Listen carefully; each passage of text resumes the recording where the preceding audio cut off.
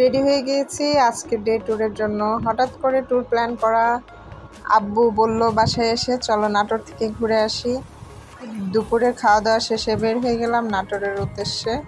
নওগাঁ থেকে নাটোর যেতে মোটামুটি সময় লেগেছে 1.5 ঘন্টা মতো। আমি, আম্মু, শাওন আর আব্বু যাচ্ছিলাম। এটা নওগাঁ ছোট যমুনা নদী বলে এটাকে। নওগাঁ ব্রিজ পার হলাম।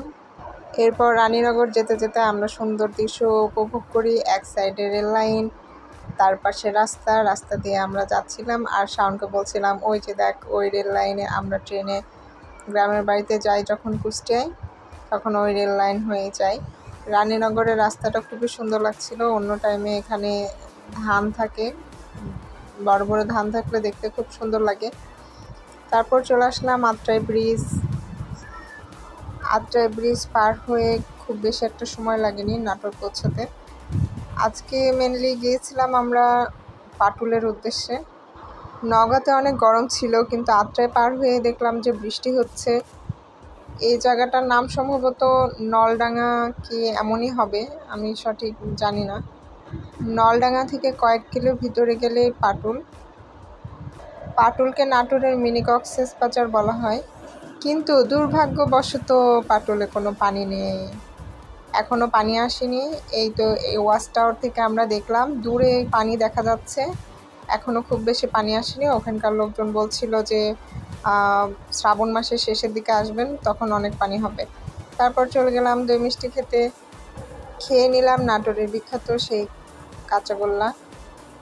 তারপর সেখান থেকে গেলাম পাশে একটা আমার খালামণির বাসা, গ্রামের বাসা, সেখানে গেলাম ঘুরতে।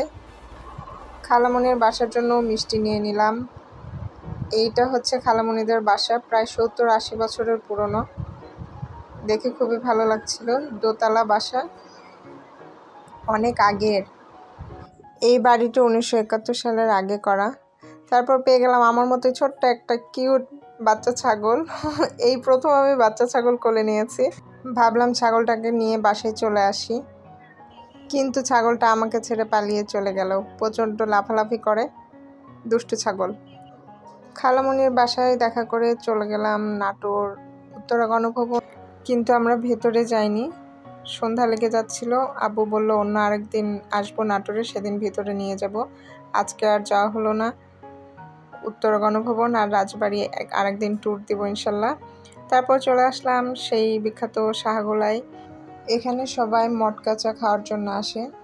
মটকা চা মূলত মাটির হাঁড়িতে দেয়, আর মালাই চা আর কি মাটির হাঁড়িতে পরিবেশন করে বলে ওটাকে মটকা চা বলে।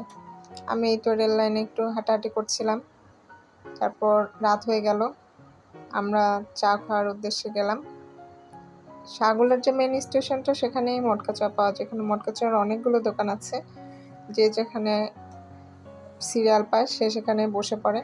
শুক্রবারে বেশি ভিড় থাকে, একদম বসার মতো জায়গায় পাওয়া যায় না। এই যে সেই বিখ্যাত মটকা চা, গরম গরম মটকা চা চলে এসেছে। তারপর এই মটকা চায়ের মাধ্যমে শেষ হয়ে গেল আমাদের day tour. Thanks for watching.